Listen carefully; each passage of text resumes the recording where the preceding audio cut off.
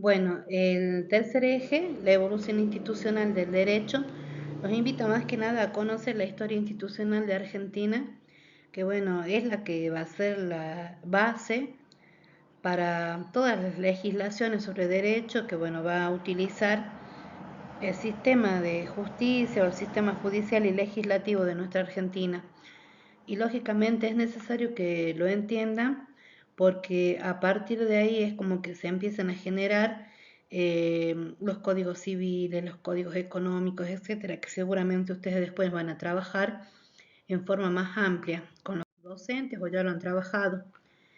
Explicábamos entonces de que este eje está como separado en varios periodos que justamente van a tratar de coincidir con los periodos de la historia argentina. A ustedes, por ejemplo, en el cuadernillo le separaron en periodos, uno dice la revolución, el primero, el segundo la lucha por la independencia y organización, la construcción del Estado argentino, luego las presidencias de Mitre, Sarmiento y Avellaneda, después el proceso político y jurídico del siglo XX y por último la era de los golpes de Estado. Nosotros sabemos que nuestro territorio tiene su historia que va antes de la Revolución de Mayo. El cuadernillo lo toma como que el Estado argentino se fue formando a partir de la Revolución de Mayo de 1810 y hay otros autores que prefieren incorporar a ese periodo toda la historia que nuestro territorio argentino tiene desde hace bastante, ¿no? Ustedes seguramente habrán estudiado que la presencia de personas en el continente americano y por ende en el argentino va a empezar desde hace más de 12 millones de años.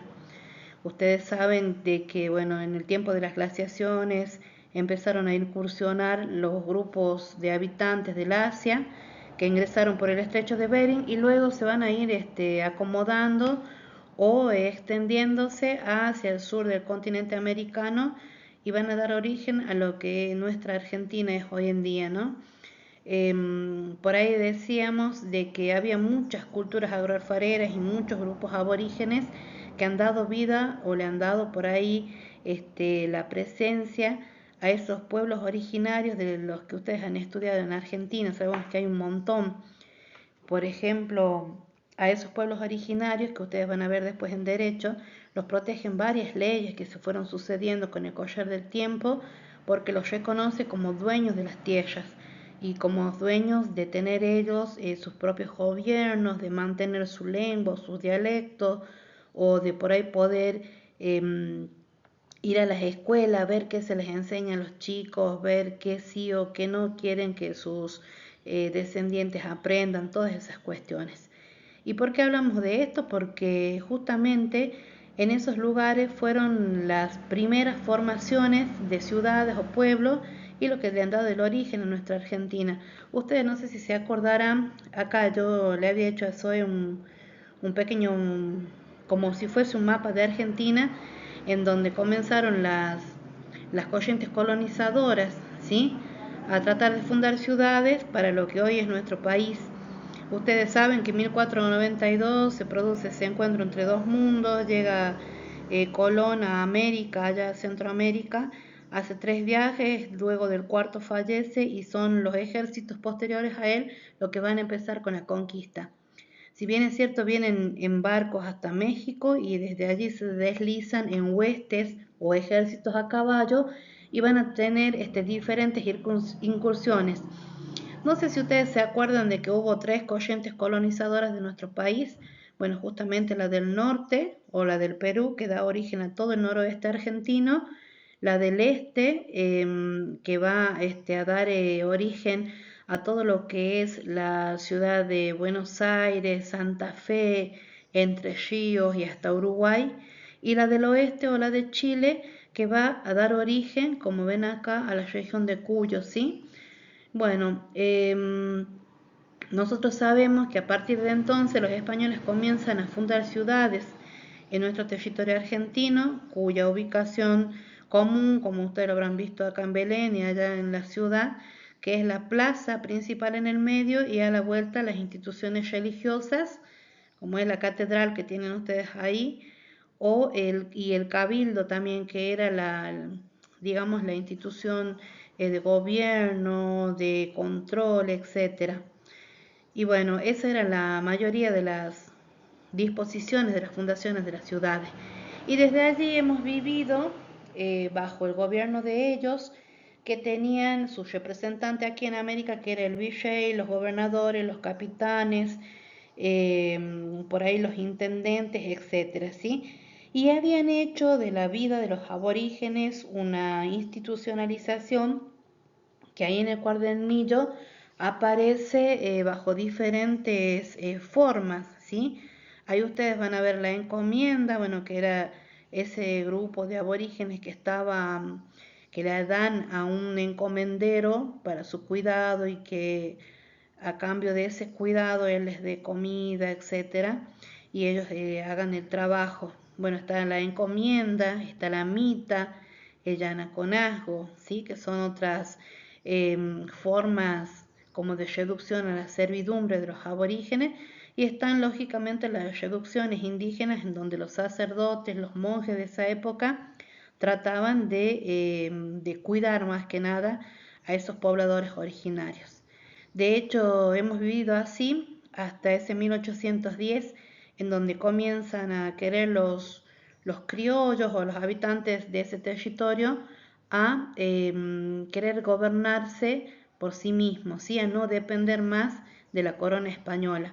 Recordemos que para esa época, en el 1808, eh, España estaba en guerra con Francia, y ahí aparece justamente esta cuestión del apresamiento de rey Fernando VII por parte de Napoleón Bonaparte, y que deja en lugar del rey Fernando VII a su hermano José Bonaparte. De hecho, seguramente ustedes también se acuerdan que todo el sistema español ya había comenzado como a debilitarse a causa de que las colonias aquí en América habían encontrado su poder o sus formas de subsistencia y querían poner a prueba si ellos podían hacer eso. Por ejemplo, en 1806 y en 1807 tenemos las invasiones inglesas. No sé, con la profe habrán visto que justamente no son los ejércitos los que van a correr a los ingleses que quieren invadir Buenos Aires, sino es la gente común o los ejércitos civiles que salen a las calles con agua caliente, que hacen hervir aceite o grasa en los techos de las casas, y bueno, de esa manera los cogen a los ingleses. Cuando Napoleón Bonaparte pone en el trono a su hermano José Bonaparte, es el momento en donde las colonias que tenía España acá en América comienzan a levantarse y a tratar de buscar ser libres. La que lo logra en un primer momento es nuestra Argentina, ¿sí? Y impone a partir del 25 de mayo de 1810, con la Revolución de Mayo, el primer gobierno patrio. Justamente nosotros, bueno, acá lo pusimos en esta línea del tiempo, a 1810 como la fecha de inicio, y es la fecha de inicio que toma el cuadernillo ese. ¿Sabían ustedes que, por ejemplo, comienzan las discusiones entre un grupo de varios sectores de los pobladores argentinos que eran más que nada los comerciantes, abogados, sacerdotes, etcétera, comandantes de los ejércitos, que van a tratar de ponerse de acuerdo para ver si siguen guardándole fidelidad al rey o si ven la forma de empezar a gobernarse por sí mismos? Y es allí donde hacen la Revolución de Mayo de 1810. Ustedes se acordarán de la semana de mayo, que la gente iba a preguntar de qué se trata, etcétera. Buenos Aires en ese momento, como la hermana mayor, decide que se va a alejar del tipo de gobierno de la corona española y va a implementar una nueva con gente criolla, ya no más gobernantes de otras naciones. Recordemos que hasta entonces los únicos que tenían como el poder por su origen, por el color de la piel, etcétera, de ocupar los cargos políticos eran los españoles. Con la Revolución de Mayo, todos los cargos políticos van a ser ocupados lógicamente por los criollos, por los nacidos acá en América. Y por eso tenemos la formación de la primera Junta de Gobierno Patrio, o el primer gobierno patrio, en donde había representantes de todos los sectores sociales y que bueno, ellos son los que luego van a enviar las noticias al resto del país sobre que ya dejamos de obedecer a España para iniciar nuestro propio gobierno, ¿sí? Ahí después, como con esa pequeña junta, esa primera junta, no se podían tomar muchas decisiones, mandan la invitación a todos los restos de las provincias en un número total de 22, antes éramos menos provincias, y viene cada uno de los representantes. Se forma la segunda junta de gobierno o la junta grande, que lógicamente al ser tantas personas nunca se van a poner de acuerdo porque cada una va a querer los beneficios o las mejoras solo para su provincia y los porteños lógicamente trataban de favorecer más que nada a Buenos Aires y dejar a las otras provincias con mínimos réditos, mínimas ganancias, entonces tampoco se podían poner de acuerdo. Luego de eso se pasa a otra figura de gobierno que son los triunviratos. Ustedes habrán visto y habrán desarrollado con los profes que tenemos el primer triunvirato y el segundo triunvirato, un gobierno de 3 personas. Ahí ven cómo va cambiando la cosa, de una junta grande de 7 u 8 de una primera junta de 7 u 8 a una junta grande de 22 personas que no funciona y a tomar por ahí la decisión de hacerlo por triunviratos, que son 3 personas que van a gobernar en representación de todos, ¿sí? Lógicamente, esos triunviratos, que acá están marcaditos, es como que tampoco van a tener un total desenvolvimiento y no van a ser fructíferos. De hecho, comienzan mucho las tensiones y ya para 1813 se llama a una convención para tratar de sancionar la Constitución Nacional. Lógicamente esto no se va a dar porque no estaban por ahí todas las condiciones y había mucho desentendimiento entre las personas del poder para lograr hacer una constitución.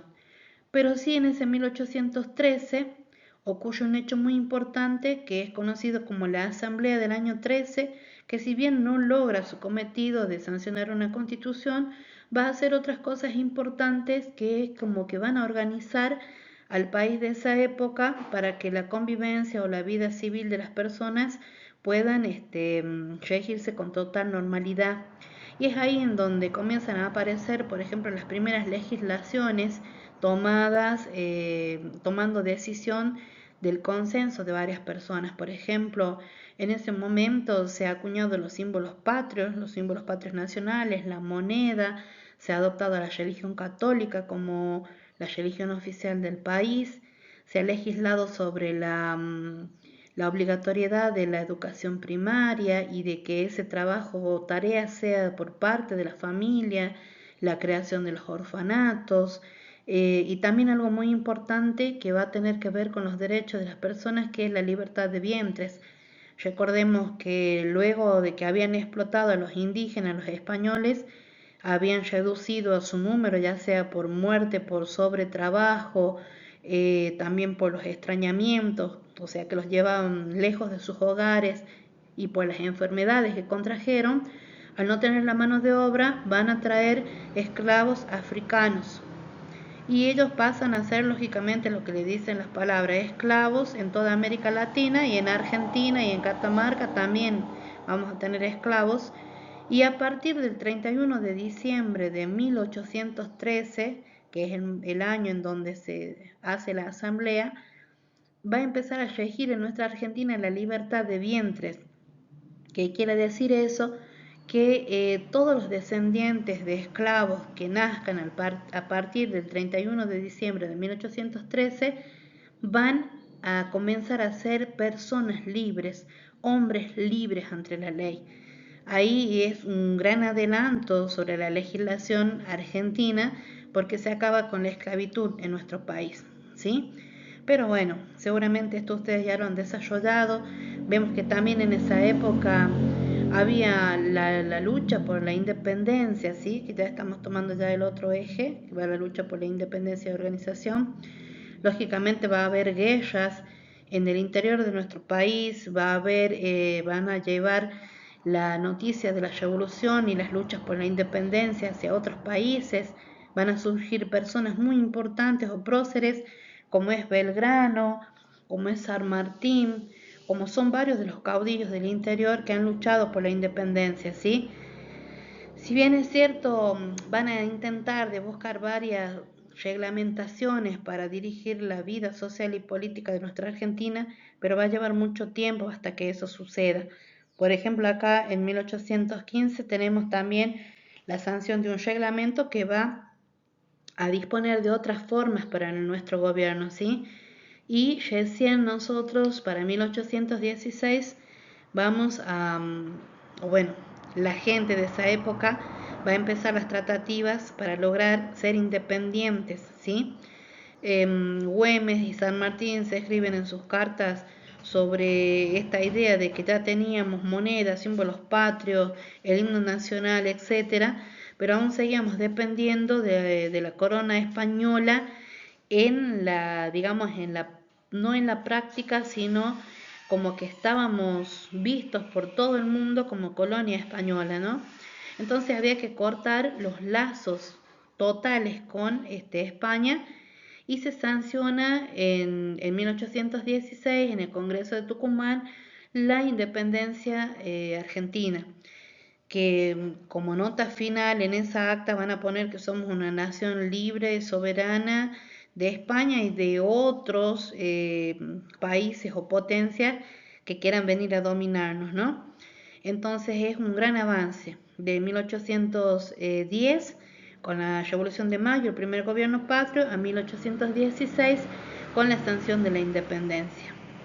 Bueno, luego de eso vamos a pasar por otro cambio en la manera de gobernar nuestro país y van a aparecer justamente los directorios. Los directorios son gobiernos de una persona, tal como es hoy en día nuestro sistema presidencial. Hay una sola persona que nos representa, pero está orientado o controlado por otros, ¿sí? Esa cuestión de los directorios también va a empezar a causar un tipo de malestar en las provincias del interior porque los directores solo gobernaban para Buenos Aires, favorecían a Buenos Aires.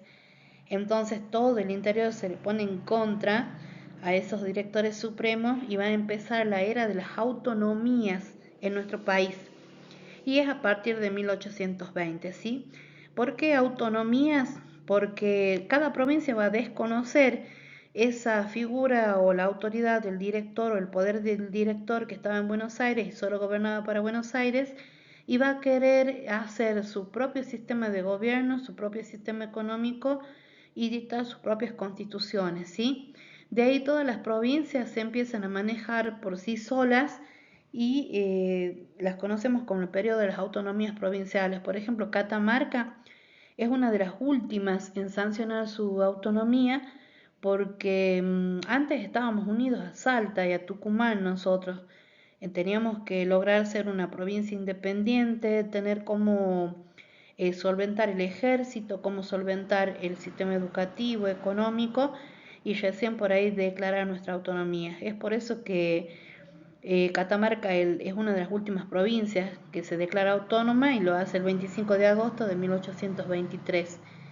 A partir de este momento comienza una serie de luchas intestinas, se dice así, porque son complicadas, porque son sangrientas, porque son crueles, entre dos grupos antagónicos que se van a enfrentar de acuerdo a la forma de gobernar. Ustedes se acordarán que son los unitarios y los federales y que, por ejemplo, eso va a seguir hasta el 1852 con la batalla de Caseros.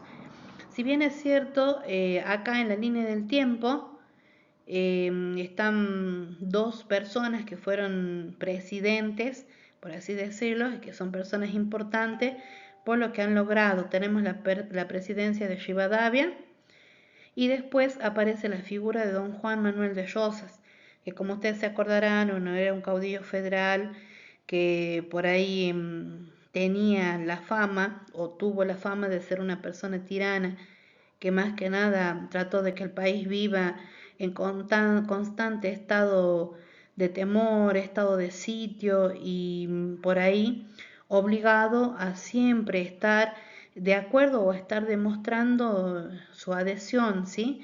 Por ejemplo, sabíamos que como dice acá, había la lucha entre unitarios y federales, Llosa era federal, por lo tanto toda la población argentina de esa época tenía que estar como a favor de él.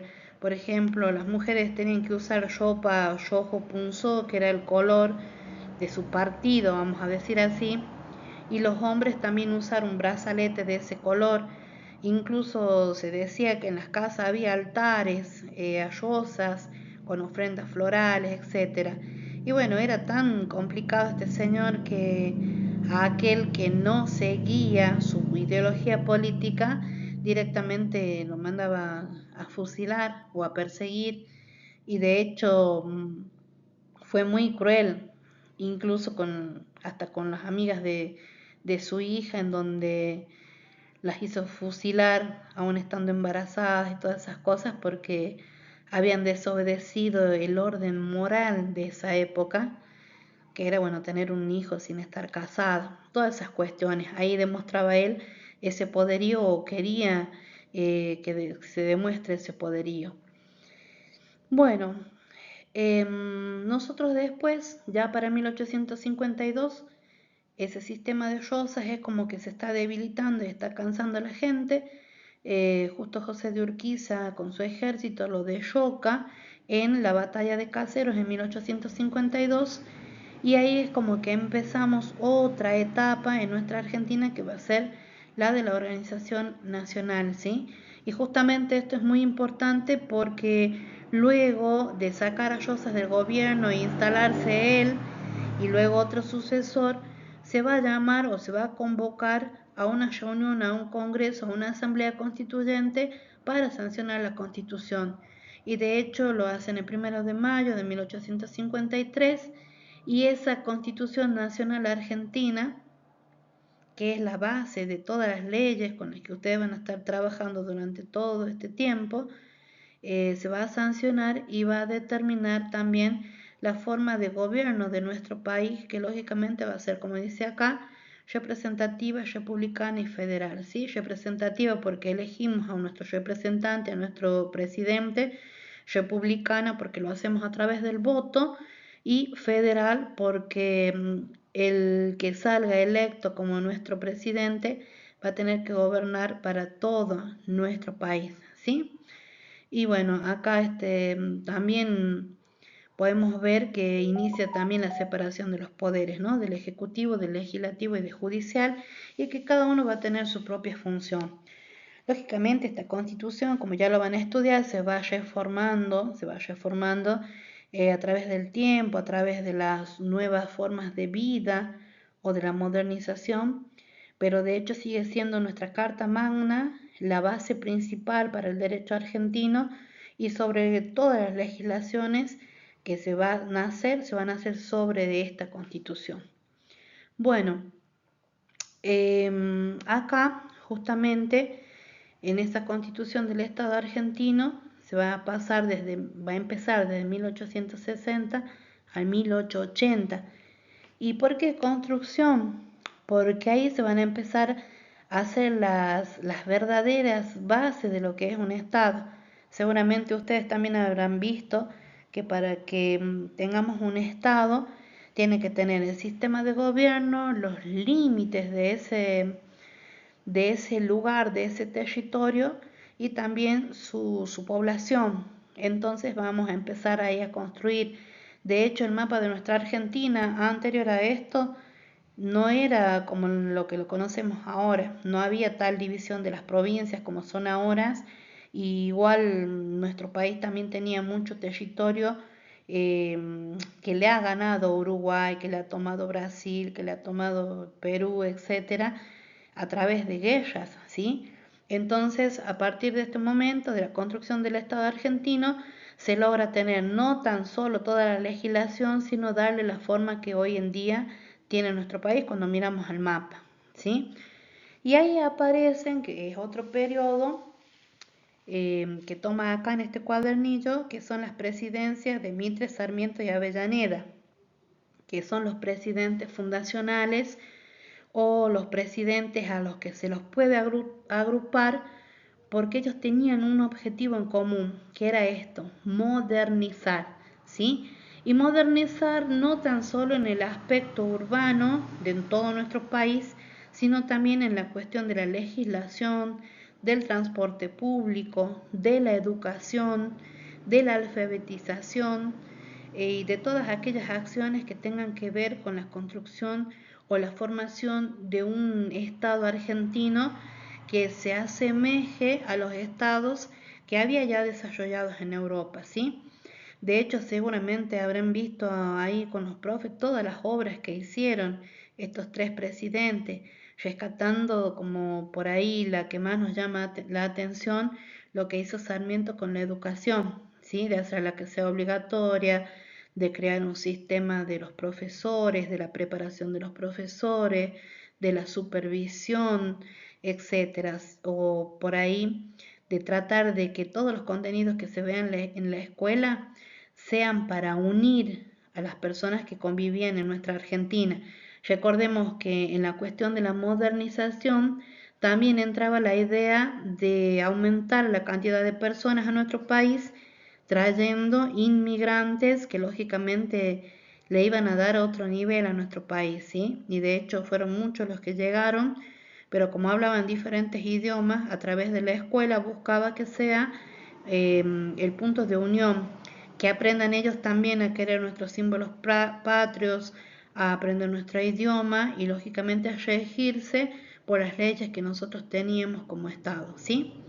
Bueno, como les digo, vamos a pasar a otro periodo, a los otros periodos que tiene el cuadernillo, que lógicamente tienen que tener mucha atención porque está relacionado puramente con la carrera que ustedes van a seguir, ¿sí? El otro periodo es el proceso político y jurídico argentino del siglo XX, ¿sí?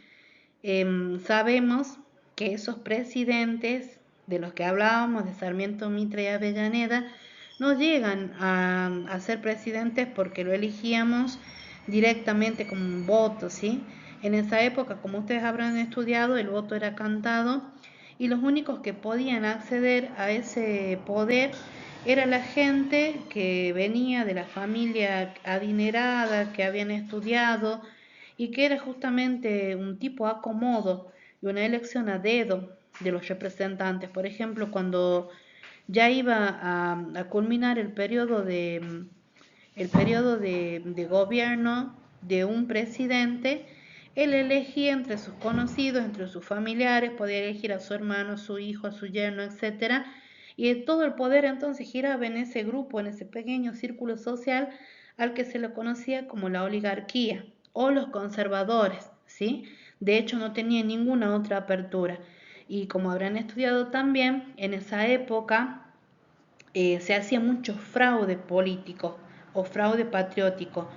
No existían los partidos políticos como hoy en día tenemos, tampoco los padrones electorales. Entonces, para decidir quién iba a ser el presidente, se unían en ese momento, ellos hablaban y bueno, después volvían a ser todos amigos, ¿sí? Pero ahí van a empezar a surgir otros partidos, o los primeros partidos, en este caso va a ser la UCR, la Unión Cívica Radical, el primer partido político que va a nacer en esta escena de la política argentina, ¿sí? Continuamos, como digo, con los fraudes, al no haber padrones, al no estar establecido las formas de votar. Por ejemplo, nadie era libre de votar al quien realmente le gustaba. Por ahí, si trabajaban para un señor que tenía una finca, él los llevaba a votar y tenían que votar para el hombre que su patrón apoyaba, porque si no era común, les daban un tiro y listo, ya estaba. También había mucho fraude porque, por ejemplo, en pueblos o en ciudades donde había 3.000 habitantes aparecían 6.000 votos. O sea que votaban los que ya estaban fallecidos o si no era la típica por ahí caravana. Antes se votaba en los atrios de la iglesia y póngale que votaban en el santuario, acá en el centro, y después ese mismo grupo lo llevaban a la capillita de San Cayetano y después iba a la capillita de Artaza. Entonces había un montón de votos y eran pocos habitantes. Para eso, después de haber visto todas estas cuestiones, hay gente que por ahí se pone a pensar en cómo mejorar y en 1912 se sanciona la ley Sáenz Peña, que tiene el nombre justamente de su creador, que la misma establecía el voto secreto, ¿sí? Obligatorio y masculino. Entonces, es la primera vez donde se va a votar de una forma correcta a nuestros representantes. Y esto se va a poner en práctica y nosotros tenemos que en 1816 se va a utilizar por primera vez esto, donde justamente van a aparecer como ganadores los representantes de esa UCR y en este caso nuestro primer presidente elegido en forma normal, digamos en forma correcta, va a ser Hipólito Yrigoyen. Seguramente se acuerdan ustedes del gobierno de Hipólito Yrigoyen, que bueno, estuvo por 2 periodos y los podemos por ahí identificar de 1816 a 1903, de 1916 a 1930, perdón. Por ejemplo, Hipólito Yrigoyen no tenía una plataforma política, no tenía un plan que iba, por ejemplo, a decir qué es lo que iba a hacer con el país en esa época. Y había muchos problemas a los que él se tuvo que enfrentar durante su gobierno. Por ejemplo, uno de ellos que le va a dar el cambio a todas las formas de enseñanza en las universidades es la revolución estudiantil de estos chicos que querían la reforma de los programas, que los docentes ingresen a las cátedras por concurso, etcétera. Y no tan solo se produjo el cambio en nuestro país, sino que por toda Latinoamérica se fue sembrando esa semilla de la idea de que la educación universitaria se tenía que modificar. Pero no tan solo hubo eso, hubo por ejemplo muchas huelgas de trabajadores porque la crisis económica estaba muy fea realmente y querían aumentos de sueldos y que se les reduzcan las horas de trabajo. Esto lo hicieron más que nada en los talleres textiles, en las fincas y bueno, hubo muchos problemas con ellos porque se produjeron fusilamientos, matanzas que no fueron autorizadas por el presidente, sino que realmente el ejército fue el que tomó la decisión y actuó contra estos manifestantes. También, por ejemplo, hubo problemas en la Patagonia rebelde, que se les decía así, donde los peones de las haciendas tomaron como a ver cómo se dice, como rehenes a los patrones de las estancias y pedían por las mejoras salariales y la reducción de obras, de horas de trabajo, o también lo que pasó en la fábrica de Bacena, donde ahí se enseñaron a hacer huelga en las fábricas y bueno, fueron fusilados estos empleados, ¿no? Como toda la situación del país estaba muy revolucionada, fue el momento que los ejércitos aprovecharon para iniciar con este otro periodo que ustedes tienen acá, que son los golpes, la era de los golpes de Estado. Nosotros sabemos que en Argentina hubo 6 golpes de Estado, acá en la línea del tiempo están todos ahí ubicaditos, pero sabemos que el primero fue en 1930 y que lo hace el general Uriburu, ¿sí? Él es el encargado de sacar a Hipólito Yrigoyen del poder y va a comenzar él con ese golpe de Estado. Como ustedes saben, los golpes de Estado son los que se llevan a cabo por los militares que entran al gobierno sin el consentimiento. Seguramente los han desarrollado con los profes, ya conocen bien esto, y bueno, si no después preguntan qué es lo que pasa ahí. Pero bueno, nosotros tenemos otro golpe de Estado en 1843, donde va a aparecer una persona que va a ser importante luego también en la historia del partidismo o de la política de nuestro país, que es Juan Domingo Perón, que entra con el grupo de oficiales unidos, este famoso GO, y que va a adquirir en el tiempo que estuvo gobernando el ejército a nuestro país 3 papeles o 3 lugares fundamentales que le dieron mucho poder. Primero fue jefe del ejército, ahí nomás le dieron el cargo del que iba a ser la persona que trataba con los obreros, como un representante de los obreros, y también tuvo que asumir el cargo de vicepresidente. Entonces, en un mismo momento político, Juan Domingo Perón tenía tres cargos importantes que empezaron a hacerle ruidos a sus compañeros del ejército, a preocuparlos por todo el poder que iba adquiriendo Perón. Y Perón, bueno, tenía por ahí facilidad para congeniar con la clase trabajadora y bueno, llega el momento en que sus propios compañeros del ejército lo apresan, lo mandan a la isla Martín García, y es ahí donde Eva, que era la esposa de Perón, va a llamar a los obreros para que acompañarla y a reclamar la libertad de Perón. Ahí por eso está acá ese 17 de octubre que los peronistas celebran el Día de la Lealtad Peronista, en donde salen los descamisados, los obreros, la gente que menos tenía, a pedir por la libertad de Perón. Y de esta manera lo liberan, hay elecciones en el 46, votan por primera vez las mujeres, se inician los gobiernos, los dos gobiernos peronistas primeros, digamos así, en donde por ahí va a haber un montón de cambios en cuanto a la legislación. Más que nada se acepta a la religión católica de nuevo como la religión oficial. eh, Tienen mucho apoyo de las personas, se hace el primer plan quinquenal, hay mucho trabajo, muchos beneficios para la gente que menos tiene, creación de escuelas, de hospitales, etcétera. Luego asume un segundo gobierno en donde ya todo no era tan color de rosa. Teníamos también una crisis económica, pero Perón como que comienza a tiranizar también su gobierno y va a cortar relaciones con la iglesia porque acepta el divorcio vincular, acepta el reconocimiento de los hijos fuera del matrimonio, un montón de cuestiones que a la iglesia es como que no le parecía. Y de hecho, bueno, lo van a derrocar nuevamente los militares haciendo otro golpe en el 55.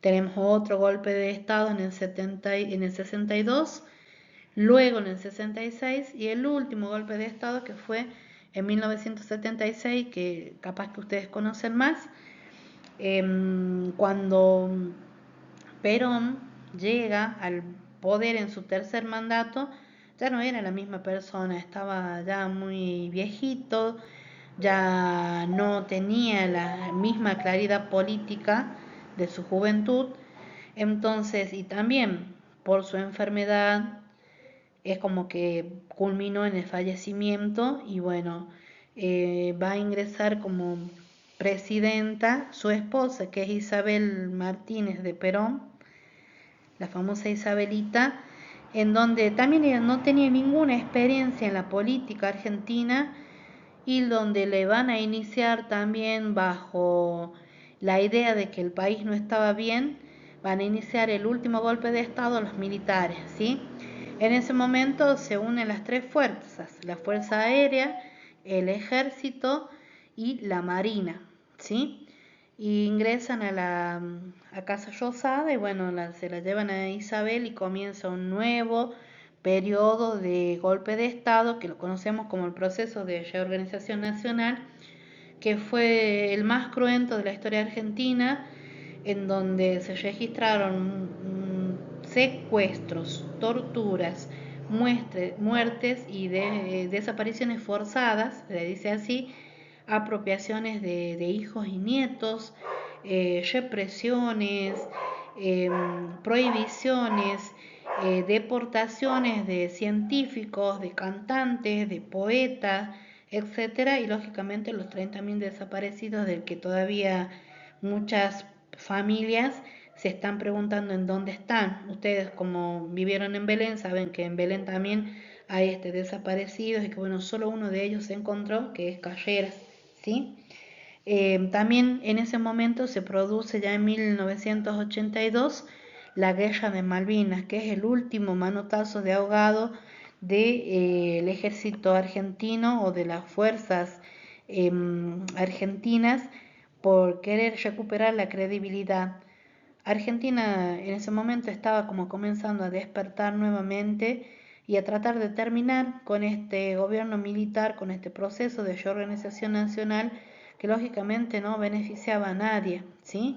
No beneficiaba a nadie porque se perdieron muchas vidas y realmente se estaba pasando muy, muy mal, terrible toda esta cuestión.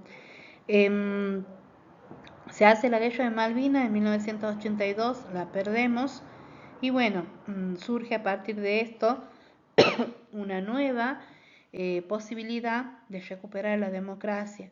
Y en ese momento se llama elecciones, se las realizan en 1983 y surge como ganador, como presidente ganador, Raúl Ricardo Alfonsín, representante del Partido Radical, que es conocido también como el padre de la patria, y de hecho volvemos a la democracia. Desde ahí en más no hubo ningún otro golpe de Estado y espero que nunca más lo exista. Y desde entonces comenzamos ya una vida en democracia, la vida actual en democracia, con el gozo de nuestros plenos derechos, de la plena constitución, y por ahí quizás no tan en la práctica como ahora estamos un poquito medio raros en la cuestión del gobierno, de la administración de nuestro país, eh, pero bueno, tenemos que seguir luchando porque se respeten nuestros derechos, ¿verdad? Eso es en síntesis sobre lo que trata este eje. Yo les hice esto como para que ustedes entiendan el proceso, como para que vean el cambio que vamos teniendo como país en cuanto a la legislación, a la gobernación y al acomodamiento de ese sistema de representaciones que vamos a tener a lo largo de la historia. Ya seguramente con los profes se los explicaron en profundidad todos los temas, pero esto es lo que ustedes tienen que entender, que ese eje número 3 trata de la evolución institucional o de la historia institucional de Argentina, que es la historia de las formas de gobiernos y legislaciones más que nada. Y ustedes lo que tienen que entender es esto prácticamente. Iniciamos en 1810 con nuestro propio gobierno, con una junta de gobierno, con la primera junta, que estaba por 8 o 9 personas representadas. Luego se la cambia por una junta grande con 22 personas al mando, lógicamente no se podía acordar nada.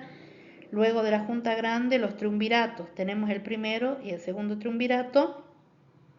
Luego tenemos eso muy importante que es la asamblea del año 13 y luego vamos con los directorios, ¿sí? Los directorios que ya eran, que gobernaba una persona en representación controlado por otras personas. Luego tenemos las autonomías provinciales.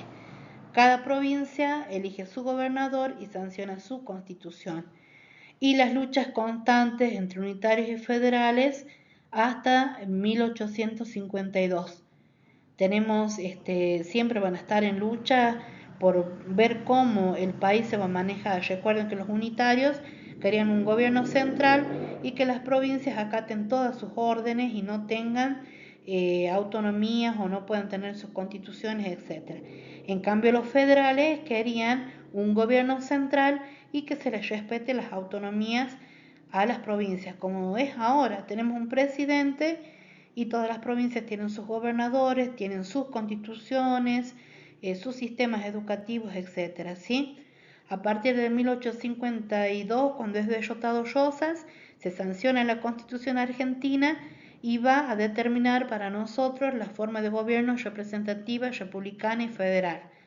Hasta 1916 va a estar representado ese poder político por la oligarquía o los conservadores que van a tratar de buscar que los cargos políticos queden en su reducido grupo, ¿sí? A partir de 1816, ya con el ejercicio pleno de los partidos políticos, que ahí está la Unión Cívica Radical, va a estar también los conservadores, va a haber otros grupos políticos y luego van a surgir también el peronismo, ¿sí? Pero en todo ese interín de 1930 a 1976 vamos a quedar con periodos de fuertes gobiernos militares con los golpes de estados y débiles gobiernos democráticos, ¿sí? Porque no es que todo fue golpe de Estado desde el 30 hasta el 76, sino hubo pequeños periodos de democracia, pero que no tuvieron mucho protagonismo, ¿sí? Luego de eso, del 76, vemos que en el 83, luego de la guerra de Malvinas, volvemos a la recuperación de la democracia y es el sistema que estamos viviendo hoy en día, ¿sí? Esa es la idea, de que ustedes puedan entender ese proceso. Tampoco los quiero confundir mucho, pero por ahí los profes ya les explicaron bien todo esto. La idea es esa, el tercer eje habla de cómo fueron evolucionando el sistema gubernamental y la elección de esos representantes a través de toda la historia argentina y que los han ido agrupando por periodos, ¿sí? Todos los periodos estos que ustedes tienen ahí en el cuadernillo. Espero que le entiendan y bueno, si no cualquier cosa pregunta, no hacemos una videollamada si es más fácil para ustedes. Bueno, que estén bien.